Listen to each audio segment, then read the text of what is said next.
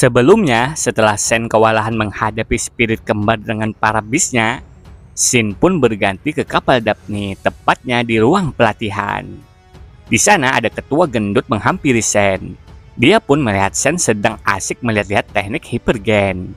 Ketua gendut pun berujar bahwa teknik hipergen di komunitas Aula Suci Militer ada jauh lebih banyak daripada yang bisa dikunjungi orang biasa. Jadi yang mana yang ingin kau pelajari? Mendengar itu, Sen mengungkapkan bahwa dirinya ingin teknik hipergen yang cepat, yang bisa mengontrol kecepatan dan baik dalam bertahan daripada menyerang. Sedangkan dalam pikirannya Sen berujar, meskipun pedang cepat bisa disegel, tapi kekuatan formasi pedang yang dibentuk oleh dua orang tidak sebanding dengan satu orang. Untuk jaga-jaga, aku masih butuh teknik hipergen yang bisa mematahkan formasi pedang si spirit kembar secara langsung. Setelah itu, ketua gendut dipanggil, sedangkan Sen menemukan teknik pedang ganda. Menurut Sen, dengan teknik ini kemungkinan bisa mengalahkan si spirit kembar. Teknik ini dinamakan Triton Slashes, merupakan teknik pedang ganda dengan memodifikasi teknik dual. Menurut Sen, seharusnya tak jadi masalah berlatih dengan teknik ini. Hehehe, kalau begitu kupilih yang ini. Tunggu dan lihat saja, kalian berdua pasti akan kudapatkan. Setelah itu, Sen pun ke Starwater Shelter menemui temannya Lee Xinglun untuk menanyai apakah temannya ini sudah menemukan jiwa bis humanoid. Lee Xinglun pun mengungkapkan memang ada sih jiwa bis Snow Lady tingkat darah dewa yang memenuhi syarat. Meskipun tidak memperkuat kekuatan dan aspek lainnya, tapi itu akan meningkatkan kecepatanmu. Hanya saja sedikit buruknya akan menurunkan suhu tubuhmu. Kurasa yang inilah yang memenuhi kebutuhanmu, namun pemiliknya tidak mudah diajak bicara. Di tangan siapa? Tanya Sen. Temannya pun menjawab di tangan Blackguard. Keesokan harinya, Blackguard datang dengan anggotanya. Blackguard, kita sudah sepakat kalau hari ini kita hanya akan bertransaksi jiwa bis, bukan untuk bertarung, ujar Lee Xinglun. Mendengar itu, Blackguard menanggapi, ini soal keluhanku dengan dia, tidak ada hubungannya denganmu. Jangan ikut campur urusanku. Hansen, apa kau berani taruhan denganku sekaligus menuntaskan keluhan kita? Kau mau taruhan yang bagaimana? Tanya Sen. Blackguard pun menjawab, kita bertarung, terlepas siapa yang menang atau kalah. Keluhan kita sebelumnya akan terhapuskan. Tapi jika kau kalah, jiwa bis Snow Lady dan Infernal Berserkernya akan menjadi milikku. Dan jika aku kalah, jiwa bisnya akan menjadi milikmu. Mendengar itu, Sen lanjut menanyakan, bagaimana kalau dia tidak mau taruhan? Kalau kau tidak mau taruhan dan menyelesaikan keluhan di antara kita, maka kau tetap akan menjadi musuhku. Dan aku, Blackguard, tidak akan pernah memperlakukan musuh dengan lembut, ujar Blackguard. Blackguard, ini di Starwater Shelter, bukan di Blackguard Sheltermu. Ini bukan giliranmu untuk bertindak keras. Aku tidak peduli dengan keluhan antara kau dan Hansen. Tapi di shelterku tidak ada yang bisa menyakitinya, ungkap Lee Xinglun. Lee Xinglun, kau benar-benar ingin menyinggungku demi orang yang tidak penting, ujar Blackguard menatap tajam. Karena Sen tidak ingin membuat repot temannya, Sen langsung berujar, bertarung satu lawan satu boleh-boleh saja, tapi jiwa bis yang dipertaruhkan harus dipegang oleh Lee Xinglun. Tidak masalah, mumpung ada yang mau memberiku jiwa bis gratis. Tidak ada alasan bagiku untuk menolaknya, kan? Mendengar itu, Blackguard mengungkapkan bahwa dirinya mulai sedikit menyukai Sen. Tapi dalam pikirannya Blackguard berkata, bocah nakal, kaulah yang akan menangis nanti. Aku menginginkan jiwa bis dan juga nyawamu. Setelah itu, dengan cepat berita tersebar mengenai Hansen yang akan berduel dengan Blackguard. Sen dan Blackguard pun mulai berhadapan satu sama lain. Sedangkan Lee Xinglun yang melihat berpikir, Hansen, kalau kau tidak setuju dengan taruhannya, aku masih bisa melindungimu di shelterku ini. Tapi kalau sudah di pertarungan begini, kalau Blackguard sampai membunuhmu pun aku tidak bisa berbuat apa-apa. Lalu segera Blackguard menyerang Sen dengan pedangnya menggunakan teknik Tornado Blade-nya. Namun Sen hanya santai-santai saja menangkis serangan Blackguard, bahkan dengan memejamkan mata. Sen pun lalu balas menyerang, untungnya Blackguard sempat menghindarinya. Tak ada seorang pun di level yang sama yang bisa menangkis percepatan 2 kali lipat teknik Tornado Blade-ku ini. Dan kau berani mencoba menghentikannya? Matilah, teriak Blackguard yang mulai menyerang Sen lagi dengan Tornado Blade. Namun dengan cepat Sen sudah berada di hadapan Blackguard. Hah, ini terlalu cepat. teknik Tornado Blade-ku belum pernah menghadapi lawan yang seperti ini, pikir Blackguard.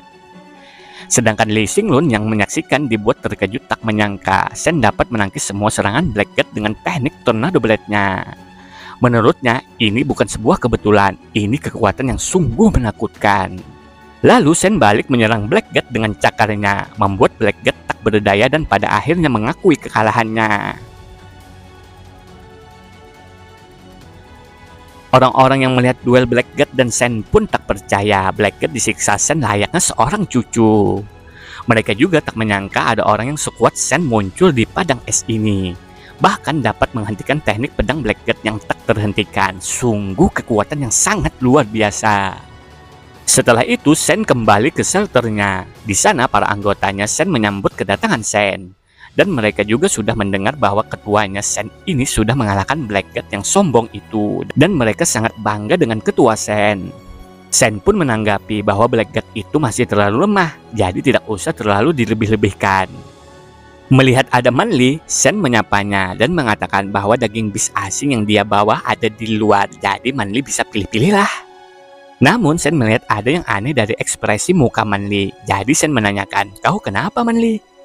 Manli pun menjawab dan mengungkapkan bahwa dia tidak kenapa-napa, hanya saja Zero tidak mau makan. Coba kau lihat sendiri sana. Sementara itu di sebuah tower, Zero sedang melamun. Kudengar kau belum makan beberapa hari terakhir. Makanan di sini apa tidak sesuai seleramu? Ujar Sen. Mendengar suara Sen, Zero berujar, "Oh, kau sudah kembali rupanya, dan aku tidak lapar." "Kau bukan dewa, mana mungkin kau tidak lapar? Ayo beritahu aku apa yang ingin kau makan. Aku sendiri yang akan memasakkannya untukmu," ungkap Sen sambil mengelus kepala Zero. Zero yang mendengar pun menanggapi bahwa dia tidak mau makan. "Hansen, bisakah kau membawaku saat kau pergi lagi nanti?" pinta Zero. Mendengar permintaannya Zero yang ingin ikut kalau Sen pergi lagi, Sen pun berpikir, asal-usul gadis kecil ini masih belum jelas. Aku harus berhati-hati. Tapi aku mungkin satu-satunya orang yang dia kenal di dunia ini. Pasti akan sangat menyedihkan kalau aku mengabaikannya. "Baiklah, aku akan mengajakmu lain kali," ujar Sen ke Zero, membuat Zero sangat senang mendengarnya. Lalu Sen pun mengajak Zero untuk makan. "Gasken abangku," ujar Zero. Beberapa hari kemudian, Sen pun mengajak Zero berpetualang dengan kapal kristalnya. Di sana mereka melihat kerumunan ubur-ubur yang menurut Sen akan sulit untuk diburu. Tapi tiba-tiba ada salah satu ubur-ubur memisahkan diri dari kerumunannya. Melihat itu segera Sen ingin memburu ubur-ubur itu. Menurut Sen, ubur-ubur ini kelihatan linglung. Ada orang datang saja tidak kabur. Harusnya ini bukan bis kelas atas. Sen pun langsung menghantamkan tinjunya ke ubur-ubur itu. Namun ada yang aneh, Sen tidak bisa menggunakan kekuatannya di lengan, bahkan energi Yin langsung lenyap dan juga tangan Sen tidak bisa lepas dari ubur-ubur itu. Tiba-tiba sang ubur-ubur mengeluarkan sengatannya berupa listrik dan membuat Sen kesetrum. Sial, ubur-ubur ini ternyata bisa menyetrum orang. Aku terlalu ceroboh, gumam Sen. Sen pun tak tinggal diam dan langsung mengeluarkan cakar beracunnya untuk menyerang sang ubur-ubur. Tapi sayang tak mempan, malah Sen tersetum lagi oleh sang ubur-ubur. Menurut Sen kalau begini terus dia akan celaka. Sen pun berniat ingin segera kembali ke kapal kristalnya. Namun sayang Sen terus saja disetrum sang ubur-ubur. Gawat, aku akan terjebak. Apa yang harus kulakukan, gumam Sen tak berdaya. Melihat Sen dalam bahaya, Zero pun datang. Pikir Sen yang melihat Zero datang, "Tidak, jangan kemari Zero." Zero pun mencoba menolong Sen dan mulai menyentuh ubur-ubur yang melekat ke Sen. Terlihat Zero juga tersedot ke tubuh ubur-ubur. Dengan muka seriusnya, Zero langsung menggunakan kekuatannya yang disebut The Power of Royal Sura. Bam! Sang ubur-ubur langsung hancur dengan kekuatannya Zero. Setelah itu Zero membawa Sen menuju kapal kristal. Pikir Sen, gila kekuatan Zero, kekuatannya sangat menakutkan. Lalu mereka sudah sampai di kapal kristal. Sen pun masih bingung dengan Zero ini, sebenarnya manusia atau Sura. Lalu scene berganti di asrama kapal Daphne.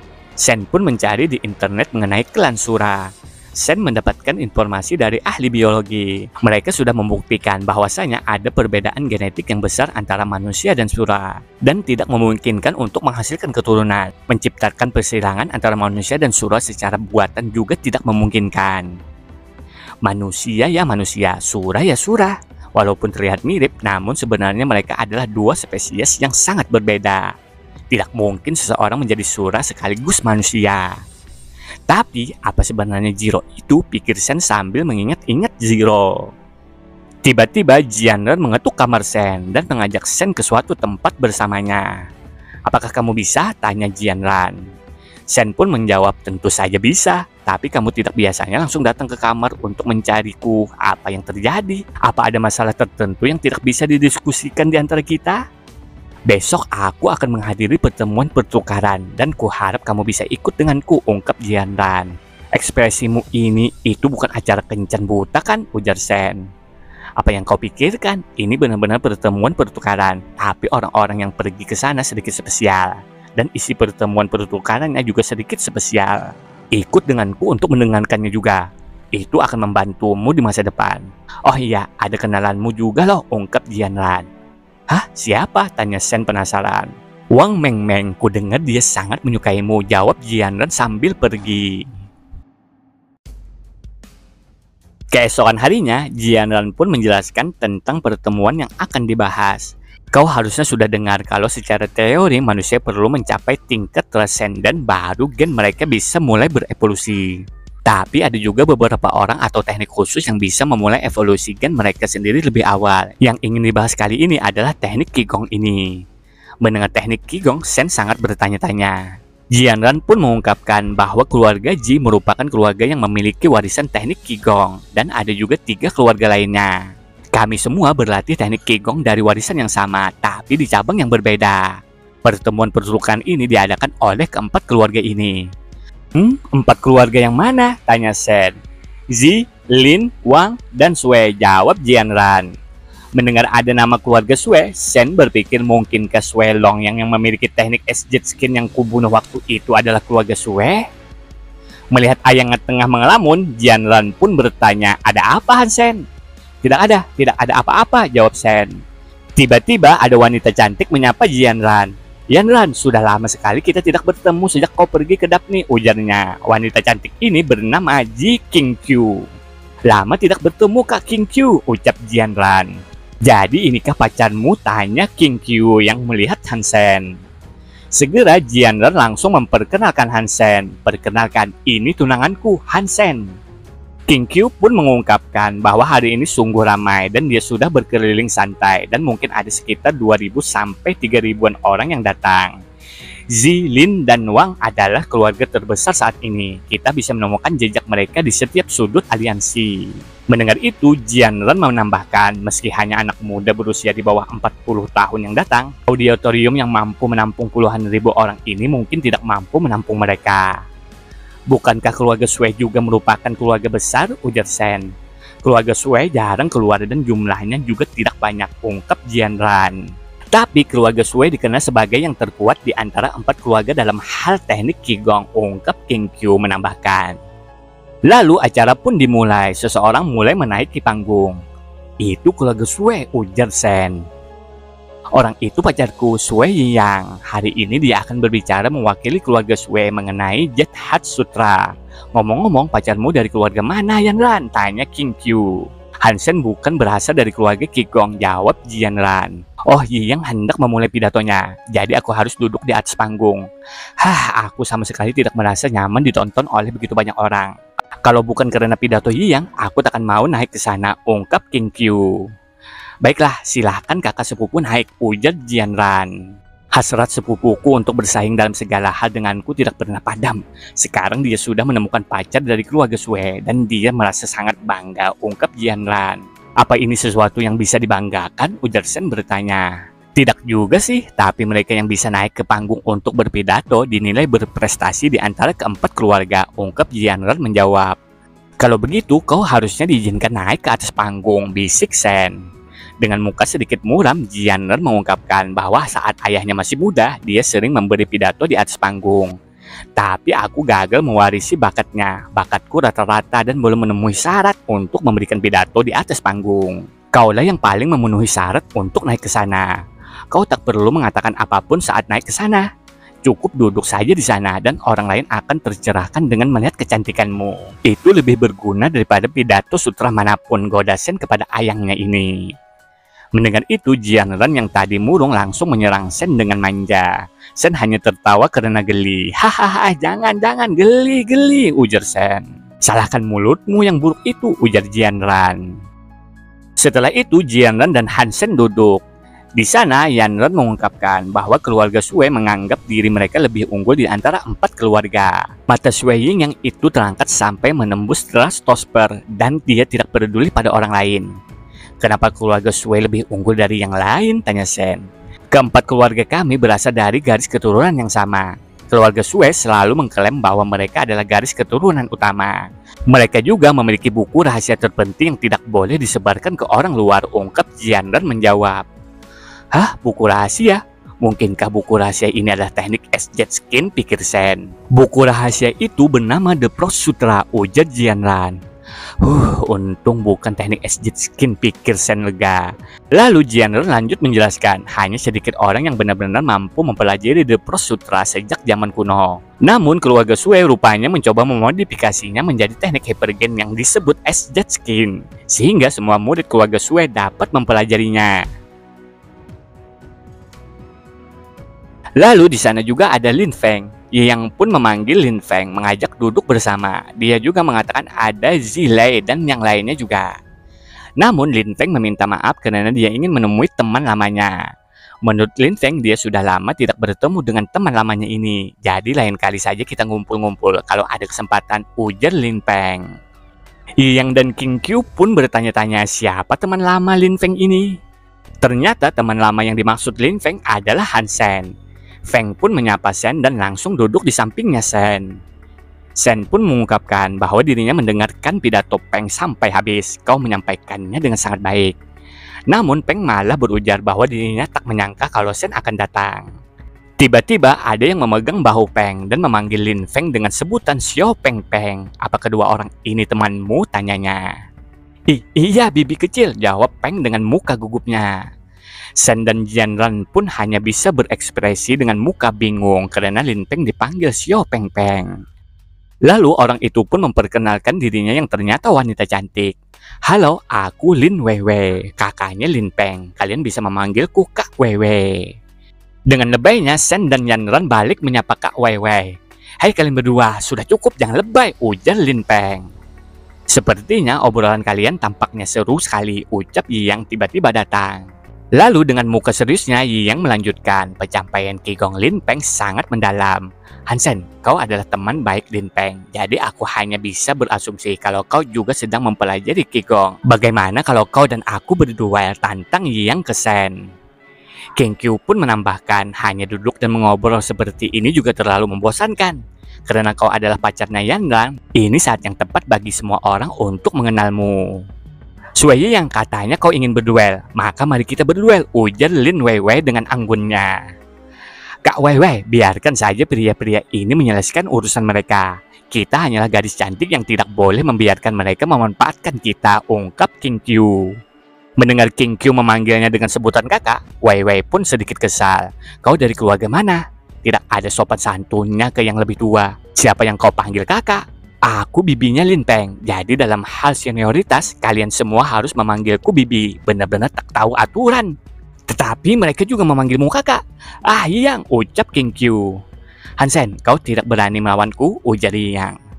Dengan santainya, Shen berujar, Kak Weiwei, biar aku saja yang melakukannya. Yang dikatakannya juga benar, kamu itu wanita cantik dan anggun, tapi bertarung dengan anak kecil berarti kamu merendahkan diri ke level rendahnya. Jadi biarkan aku saja yang berduel. Setelah itu mereka pun ke arena pertarungan. Pikir Shen, aku telah membunuh Sui Longyan. Dan teknik S-Jet Skin yang kupelajari cepat atau lambat akan ketahuan oleh keluarga Sui. Pada saat itu mereka pasti akan menjadi musuhku. Lebih baik memanfaatkan kesempatan ini untuk mencari tahu pondasi keluarga Sui. Apa Sui yang ini sudah mempelajari teknik S-Jet Skin? Apa pula bedanya dengan teknik S-Jet Skin yang kudapatkan? Sementara itu di tempat Yanran dan King Qiu, pencapaian Qigong yang sangat luar biasa di antara rekan sebayanya. Dan orang biasa sudah pasti bukan tandingannya. Apalagi Hansen ini, pikir King Qiu sambil melirik Yanran. Di sudut lain, Kak Wewe dan Peng. Apa Xiao Shen benar-benar bisa melakukannya? Tanya Kak Wewe yang mulai memanggil Shen dengan sebutan Xiao Shen. Aku juga tidak tahu, tapi dia belum pernah kalah saat melawan orang yang selevel dengannya, ungkap Peng. Dipuji setinggi ini oleh Xiao Peng. Kemampuan apa yang sebenarnya dimiliki Han Sen ini, pikir Lin Weiwei. Lalu Yang langsung menggunakan teknik S-Jet Skin-nya. Aura kebiruan pun muncul. Melihat itu, Kak Wewe bertanya kepada Peng apakah Shen akan baik-baik saja karena teknik S-Jet Skin yang sangat kuat. Harusnya baik-baik saja, jawab Peng santai. Sedangkan Shen yang melihat teknik S-Jet Skin yang berpikir orang ini sangat kuat. Meskipun teknik S-Jet Skin yang dilatih memudahkanku untuk berlatih di udara dingin, tapi sangat mustahil untuk memadatkan aura sedingin es seperti itu. Seranglah duluan, kalau menungguku yang duluan, kau takkan pernah punya kesempatan untuk menyerang lagi, ujar Yang. Sialan, nada bicaranya arogan juga. Akan kutunjukkan padamu konsekuensi dari bicara terlalu arogan, pikir Shen sambil menggunakan teknik Nano Crystal Body. Nano Crystal, Xiao Shen ini benar-benar berkemampuan. Dia tampaknya berusia 20-an awal, tapi dia ternyata sudah menguasai teknik hypergen yang membutuhkan puluhan tahun untuk menguasainya, ungkap Lin Weiwei. Sedangkan penonton yang ada di belakang juga berkomentar, seperti yang diharapkan dari temannya Lin Feng. Meskipun secara teori Nano Crystal Body jauh lebih buruk daripada S-Jet Skin, tapi Nano Crystal Body milik Han Sen sudah jadi, sedangkan S-Jet Skin yang adalah hal baru dan belum berkembang sepenuhnya. Lalu dari sudut arena tempat duduk yang lain, Sui Yuquang, adikmu sepertinya telah menemukan lawannya. Satu-satunya lawan yang dimiliki keluarga Sui adalah anggota keluarga Sui lainnya, ujar Yuquang. Setelah itu kita kembali ke arena pertarungan. Shen pun bersiap untuk menyerang. Menurut Shen, yang ini mungkin tidak akan memberikan kesempatan kedua untuk menyerang. Jadi Shen akan menyerang dengan kekuatan penuh. Melihat Shen yang mulai menyerang dan menyadari Shen akan memukul dengan pukulan langsung dari depan, biar ku beritahu kau apa yang dimaksud dengan telur tidak lebih keras dari batu, ujar Yang sudah siap untuk menyerang. Boom! Pukulan mereka berdua pun saling menghantam. Melihat itu, Yanren terkejut. Darah pun keluar dari mulut Yang. Sontak King Qiu yang melihat sangat terkejut karena ayangnya berdarah-darah. Sudah jelas kan, kaulah telurnya, ujar Shen. Para penonton pun juga tak menyangka Shen dapat melukai Yang, bahkan hanya dengan satu pukulan. Lalu dengan gerakan yang sangat cepat, Shen menyerang lagi dengan pukulannya. Yang pun terkena pukulan bertubi-tubi Shen. Melihat adiknya dihajar habis-habisan, abangnya Yang pun meminta teman di sebelahnya untuk mencari tahu di mana shelter Han Sen berada. Lalu karena Yang di awal tadi sudah kena pukulan dari Han Sen, dia pun tak bisa menyerang balik karena telah terluka. Menurutnya dia tidak boleh kalah. Orang-orang pun berkomentar, apakah Nano Crystal Body sehebat ini? Karena bisa menekan teknik S-Jet Skin. Dan dari mana asal-usul Han Sen ini? Dia bukan dari keluarga Qi Gong manapun kan? Keluarga Ji mendapat orang hebat kali ini. Karena tidak ingin kalah, Yang pun menggunakan jiwa bisnya. Tapi sayang seribu sayang, walau sudah menggunakan jiwa bisnya, Shen dengan mudah memukul telak Yang dan membuatnya terpental bin terhempas. Yang sudah menggunakan jiwa bis pun kalah dengan sangat memalukan. Xiao Shen, kau benar-benar hebat, ungkap Lin Weiwei. Orang itu saja yang terlalu lemah, Kak Weiwei, ujar Shen. Sementara itu di tempat abangnya Yang, temannya pun sudah menemukan shelter mana yang ditempati Shen. Tapi menurutnya abangnya Yang kurang beruntung, karena Shen berada di shelter padang es yang berbatasan dengan laut es utara dan sangat terpencil. Tidak masalah, jawab abangnya Yang. Tidak bergegas menyerang Han Sen, ini bukanlah gayamu bro. Abang Yang pun menanggapi, berani menyakiti anggota keluarga Sueku, menghajarnya saja akan menjadi hukuman yang terlalu ringan. Akan ku beritahu dia apa itu penyesalan.